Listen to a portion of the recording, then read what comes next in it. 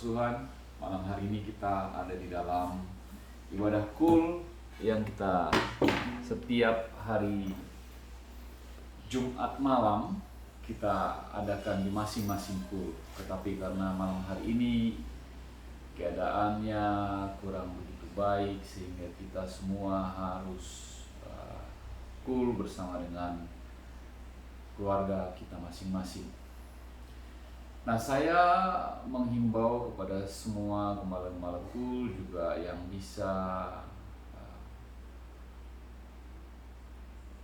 membuat video untuk kul masing-masing, boleh juga gitu merekam video dari gembala kul masing-masing dan dibagikan ke anggotanya pesan-pesan Tuhan yang bisa dibagikan untuk setiap anggota kul. Tetapi saya tetap akan memberikan pesan untuk anggota kul secara keseluruhan bagi gereja kita GBI Bumi Anggrek. Nah, malam hari ini bagi kita semua pesan Tuhan mengingatkan kita supaya kita semua hanya bersandar kepada Tuhan, hanya berharap kepada Tuhan dan berseru kepada Tuhan sekalipun keadaannya mungkin sangat membosankan karena kita sudah berhari-hari, mungkin hampir 2 minggu kita ada di rumah dan keadaannya mungkin juga menjemukan juga karena kita nggak bisa melakukan aktivitas yang normal di luar rumah. Tetapi tidak menjadi masalah karena situasinya memang demikian. Tapi yang penting bagi kita bersama-sama untuk melakukan apa yang sudah diperintahkan oleh pemerintah supaya kita semua ada di rumah untuk tetap hidup bersih atau mencuci tangan, selalu menjaga kebersihan. Nah, begitu juga kalau kita keluar supaya kita membuat jarak dengan orang lain, di mana kita mungkin pergi ke pasar, mungkin pergi ke supermarket, atau kita mungkin pergi ke tempat di mana kita membeli sesuatu supaya kita tetap menjaga jarak dengan orang lain. Dan kiranya semuanya kita jemaat GBI Bumi Anggrek bisa senantiasa dalam keadaan sehat karena Tuhan yang menolong kita, Tuhan yang menyertai kita, Tuhan yang melindungi kita. Amin. Malam hari ini firman Tuhan bagi kita semua, Allah berbicara melalui situasi. Kalau kita lihat situasi yang kita hadapi seperti sekarang ini, di mana orang bilang ada virus corona, tetapi sebenarnya ada maksud Tuhan untuk segala sesuatu. Kalau firman Tuhan kita pernah dengar di dalam kitab Roma 28 ayat 8 bahwa Allah turut bekerja dalam segala sesuatu untuk mendatangkan kebaikan bagi orang yang mengasihi Dia. Nah, tentunya dalam situasi virus corona yang demikian juga kita melihat banyak hal yang mungkin menakutkan, mengkhawatirkan bagi banyak orang, karena kalau kita lihat senantiasa apa yang terjadi dari kiriman WA, dari kabar-kabar di Facebook, di Instagram, di media sosial, dari internet. Nah, mungkin kalau itu terus kita serap yang negatif, maka kita mungkin akan memberikan rasa cemas di dalam pikiran kita. Tetapi justru sebenarnya ketika kita disuruh untuk ada tinggal di rumah selama 2 minggu ini, 14 hari, atau mungkin juga akan berpanjang nantinya. Tapi justru kita mengambil waktu supaya kita bisa mengerti maksud Tuhan bagi kita semua. Nah, tentunya Allah pasti Dia berbicara kepada kita semua lewat situasi ini. Tetapi mungkin kita karena ketidakdekatan kita dengan Tuhan, maka kita tidak mengerti atau kita tidak mendengar apa yang Tuhan mau, yang harus kita kerjakan. Dan malam hari ini kita akan belajar firman Tuhan. Apa yang Tuhan kerjakan bagi kita semua lewat situasi yang terjadi pada hari-hari ini. Kejadian pasal 28 ayat 20 sampai dengan ayat 22, firman Tuhan berbicara mengenai Yakub. Tuhan berbicara kepada Yakub ayat 20 dan ayat 22 sampai 22. Kejadian pasal 28 ayat 20 sampai 22. Lalu bernazarlah Yakub, jika Allah akan menyertai dan akan melindungi aku di jalan yang kutempuh ini, memberikan kepadaku roti untuk dimakan dan pakaian untuk dipakai, sehingga aku selamat kembali ke rumah ayahku, maka Tuhan akan menjadi Allahku, dan batu yang kudirikan sebagai tugu ini akan menjadi rumah Allah. Dari segala sesuatu yang engkau berikan kepadaku akan selalu persembahkan 1/10 kepadamu. Nah, Yakub waktu dia lari dari rumah ayahnya karena dia sudah menipu Esau kakaknya, maka dia bertemu dengan Tuhan. Itu sebabnya Yakub ketika itu bermimpi di Betel, dan waktu dia bermimpi itu dia melihat di bumi ada didirikan sebuah tangga yang ujungnya sampai di langit, dan tampaklah malaikat Allah turun naik di tangga itu. Nah, waktu di situ Bapak Ibu Saudara kasih Tuhan, lalu dia mempunyai nazar. Nanti kalau Allah menyertai aku dan melindungi aku di jalan yang kutempuh ini, memberikan roti kepadaku untuk dimakan dan untuk dipakai, sehingga aku selamat kembali sampai ke rumah ayahku, maka Tuhan akan menjadi Allah. Berapa banyak dari kita pernah bernazar kepada Tuhan? Kalau Tuhan begini, maka aku akan begini. Nah, ketika nazar itu kita lepaskan, maka sesungguhnya kita mempunyai kewajiban untuk melunasi segala nazar kita itu, atau melakukan segala nazar kita itu. Apa yang terjadi dengan Yakub setelah dia sampai di rumah Laban? Nah, lalu dia akhirnya bekerja di sana, dan terjadilah tipu menipu antara dia dengan Laban, dan sampai akhirnya dia keluar dari rumah Laban, dan dia akhirnya bawa anaknya Laban, dan bawa juga anak-anaknya dia, dan akhirnya mereka tinggal di Sikem. Apa yang terjadi ketika di Sikem adalah Dina, anak perempuan daripada Yakub, diperkosa oleh Sikem, anak Hemor, orang Hewi itu.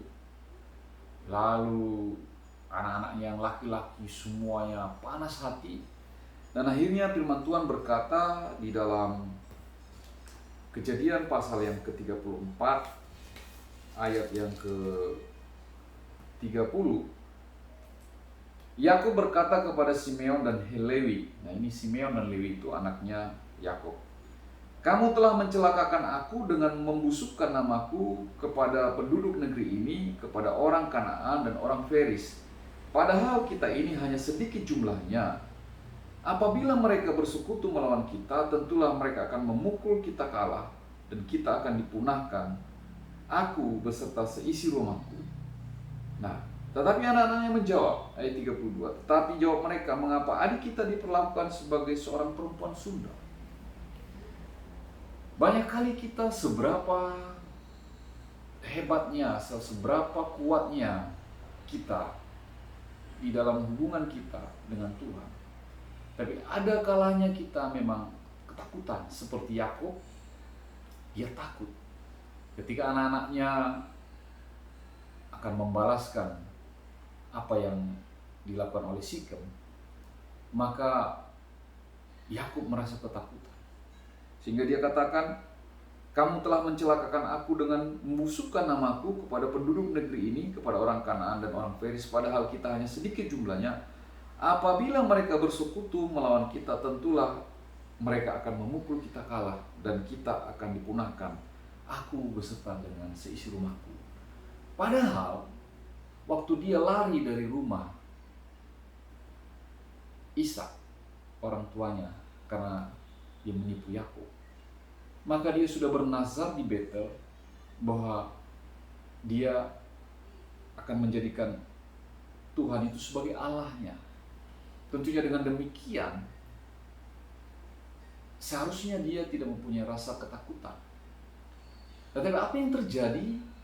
Kenapa Yakub mengalami hal yang demikian? Nah, kalau kita maju di dalam Kejadian pasal yang 35, ayat yang pertama sampai dengan ayat yang pertama saja dulu kita baca, Bapak Ibu saudara Tuhan. Firman Tuhan berbicara, Allah berfirman kepada Yakub, bersiaplah, pergilah ke Betel, tinggallah di situ dan buatlah di situ mezbah bagi Allah yang telah menampakkan diri kepadamu ketika engkau lari dari Esau kakakmu. Nah, Tuhan suruh dia supaya dia kembali ke Betel. Nah, persoalannya ketika Yakub keluar dari rumah Laban, maka ternyata dia tinggal di Sikem. Sikem itu adalah kota orang kafir, para penyembah berhala. Dia melihat tempat itu tempat yang baik sehingga dia tinggal di situ. Seringkali kita juga melakukan hal yang sama. Ketika Tuhan suruh kita ke satu tempat, tapi kita ambil tempat yang lain yang menurut kita itu lebih baik. Ketika Tuhan menyuruh kita A, maka kita melakukan sesuatu, lalu kita ambil keputusan yang lain yang tidak sesuai dengan kehendak Tuhan. Tapi Tuhan berbicara untuk kedua kalinya supaya Yakub kembali ke Betel. Nah, di ayat yang kedua dikatakan, lalu berkatalah Yakub kepada seisi rumahnya dan kepada semua orang yang bersama-sama dengan dia. Nah, apa dikatakan Yakub kepada seisi rumahnya dan semua orang yang bersama-sama dengan dia? Yang pertama, jauhkanlah dewa-dewa asing yang ada di tengah-tengahmu, di tengah-tengah kamu, tahirkanlah dirimu dan tukarlah pakaianmu. Ada 3 hal yang Tuhan suruh. Barangkali mungkin kita dahulu begitu menggebu-gebunya cinta Tuhan, begitu kita bergairahnya untuk beribadah kepada Tuhan, tetapi lalu kita lupa karena kita mungkin sudah mapan, sudah tenang, atau mungkin kita lupa karena mungkin kita sudah lebih memikirkan hal-hal yang duniawi. Maka tanpa sadar bahwa kita di rumah kita itu ada dewa-dewa atau Allah asing. Sehingga firman Tuhan berbicara kepada Yakub. Yakub adalah seorang yang dekat dengan Tuhan, tetapi ternyata Tuhan berbicara kepada dia, jauhkanlah dewa-dewa asing yang ada di tengah-tengah kamu. Jauhkanlah dewa-dewa asing yang ada di tengah-tengah kamu. Nah, jadi ternyata Yakub harus menjauhkan dewa-dewa asing, karena ternyata ada 2 kesalahan daripada Yakub. Yaitu yang pertama, Yakub tinggal di Sikem, tinggal di tengah-tengah orang kafir. Yang kedua, Yakub membiarkan anak-anaknya bergaul dengan orang-orang kafir, orang-orang Sikem, sehingga anak-anaknya juga sampai diperkosa. Nah, Bapak Ibu Saudara Tuhan, lalu di ayat yang kedua ini dikatakan, jauhkanlah dewa-dewa asing yang ada di tengah-tengah kamu, tahirkanlah dirimu dan tukarlah pakaianmu. Nah, Tuhan meminta kepada Yakub untuk beberapa hal supaya dilakukan, supaya dia menjauhkan atau membuang segala sesuatu yang tidak berkenan di rumahnya, yang tidak berkenan kepada Tuhan di rumah. Mari kita semua, jemaatku yang dikasihi Tuhan, supaya kita membuang segala sesuatu yang tidak berkenan kepada Tuhan yang ada di rumah kita. Itu sebabnya hari-hari ini Tuhan suruh kita supaya kita semua bisa tinggal di tengah-tengah keluarga kita, supaya kita bisa memeriksa keadaan rumah tangga kita, untuk kita membuang segala sesuatu yang tidak berkenan kepada Tuhan yang ada di dalam rumah kita. Yang kedua dikatakan supaya mereka mentahirkan diri. Nah, ini berbicara mengenai supaya mereka menyerahkan diri kepada kesucian. Nah, barangkali ketika kita dahulu atau sebelum hari-hari ini kita dikumpulkan di tengah-tengah keluarga bersama-sama dengan keluarga, maka kita banyak di luar melakukan hal-hal yang tidak suci, yang tidak kudus. Tuhan menyuruh Yakub supaya mereka semua yang ada di rumah itu menyucikan diri. Kemudian dikatakan supaya mereka menukar pakaiannya. Nah, sebab mereka ada tinggal di daerah Sikem, maka pakaian orang Sikem lah yang mereka pakaikan. Tetapi Tuhan menyuruh Yakub supaya orang-orang yang ada di rumah Yakub, begitu juga dengan Yakub, supaya menukar pakaiannya. Artinya supaya mereka memperbaharui hubungannya dengan Allah. Barangkali mereka mungkin sudah memakai pakaian orang Sikem yang sesungguhnya harusnya mereka memakai pakaian keimaman. Yakub harusnya menggunakan itu, dan anak-anaknya juga harus mempergunakan itu. Tapi mereka mungkin malu mempergunakan itu karena mereka ada di Sikem. Kadang-kadang kita juga malu mungkin untuk menyatakan siapa kita, bahwa kita adalah anak-anak Kristus, anak-anak Tuhan. Tetapi kadang-kadang kita tidak mau atau tidak berani untuk menyatakan itu di hadapan banyak orang karena malu atau takut. Hari ini juga Tuhan ingatkan kepada kita supaya kita ada berkumpul bersama dengan keluarga, di tengah-tengah keluarga. Kita ingatkan kepada anak-anak kita, kepada kita semua, termasuk para orang tua, agar tidak malu menjadi saksi Kristus. Dengan itu kita memperbaharui hubungan kita dengan Tuhan. Amin. Nah, di ayat yang berikutnya, ayat yang ketiga, firman Tuhan ini berkata di dalam Kejadian 35 ayat ketiga, marilah kita bersiap dan pergi ke Betel. Aku akan membuat mezbah di situ bagi Allah yang telah menjawab aku pada masa kesesakanku dan yang telah menyertai aku di jalan yang kutempuh. Nah, Yakub mengambil sikap untuk dia pergi bersiap ke Betel untuk membuat mezbah di situ. Dan apa yang terjadi di ayat yang keempat, mereka menyerahkan kepada Yakub segala dewa asing yang dipunyai mereka dan anting-anting yang ada pada telinga mereka. Lalu Yakub menanamnya di bawah pohon besar yang dekat Sikem. Nah, semua orang yang di dalam rumah daripada Yakub menyerahkan semua anting-anting, menyerahkan dewa-dewa asing. Lalu Yakub menanamnya di bawah pohon besar yang di dekat Sikem. Nah, ini ada tindakan, ada satu keputusan yang diambil oleh Yakub beserta dengan orang-orang yang di dalam rumahnya yang begitu dahsyat sebenarnya. Dan ketika kita semua mengambil keputusan seperti apa yang dilakukan oleh Yakub dan seisi rumahnya, maka di ayat yang kelima, sesudah itu berangkatlah mereka dan kedahsyatan dari Allah meliputi kota-kota sekeliling mereka, sehingga anak-anak Yakub tidak dikejar. Nah, ketika kita mengambil keputusan, ketika kita mau mendengar perintah Tuhan, ketika kita mau melakukan apa yang dikehendaki Tuhan, maka kita semua akan mengalami apa yang dinamakan dan melihat apa yang dinamakan kedahsyatan daripada Allah. Dan hari-hari ini kita semua berkumpul, setiap malam kita berdoa bagi Tuhan, kita bangun mezbah di tengah-tengah keluarga kita. Maka apa yang kita alami virus corona itu dengan sendirinya akan lenyap dari tengah-tengah bangsa kita, dari tengah-tengah kota kita, dari tengah-tengah komunitas kita, dari tengah-tengah keluarga lepas keluarga, dari gereja kita. Bahkan itu akan lenyap dengan sendirinya dari seluruh muka bumi. Mari kita semua mengambil keputusan ini, supaya malam ini kita mau semuanya mengambil keputusan, setiap orang untuk kembali kepada Allah. Dan ketika kita kembali kepada Allah, maka kedahsyatan yang daripada Allah akan bekerja untuk menghancurkan segala orang-orang, segala intimidasi, segala sakit penyakit, segala virus, segala malapetaka dienyahkan oleh Tuhan.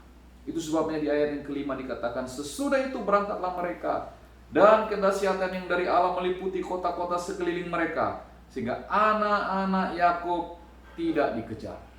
Nah, Bapak Ibu Saudara kasih Tuhan, ketika kita kembali dari keputusan yang salah, maka Allah tidak akan mengingat lagi kesalahan kita, tetapi Allah akan menyertai kita. Begitulah kebaikan Tuhan, begitulah kemurahan Tuhan, begitu baiknya Tuhan itu kepada kita semua. Kiranya firman Tuhan malam hari ini menyertai kita, keluarga lepas keluarga. Pergunakan waktu-waktu yang ada, pergunakan kesempatan di mana kita bisa berkumpul, suami, istri, anak, atau orang tua kalau ada di tengah-tengah kita, keluarga kita kalau ada di tengah-tengah kita. Kita semua berkumpul, datang, membangun mezbah untuk Tuhan kita sembah.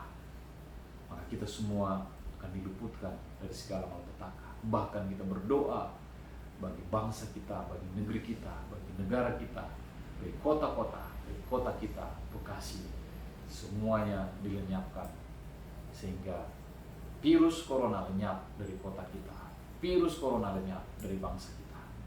Bangun mezbah, ambil keputusan yang benar di hadapan Tuhan. Pada malam hari ini saya mengundang Bapak Ibu, semua anggota KUL, supaya bangun mezbah, memperbaharui kembali hubungan kita dengan Tuhan. Dalam nama Tuhan Yesus, saya mau berdoa bagi kita semua. Oh Rabba Sandara Laba Laba Laba. Bapa, di dalam nama Tuhan Yesus Kristus, kami mengucap syukur malam hari ini di dalam ibadah KUL ini ya Tuhan. Kami bersyukur ya Tuhan berkat firman Tuhan yang mengingatkan kami, supaya kami melakukan apa yang Tuhan telah janjikan kepada kami, melakukan apa yang Tuhan telah perintahkan kepada kami. Maka janji Tuhan, ya dan amin bagi kami semua.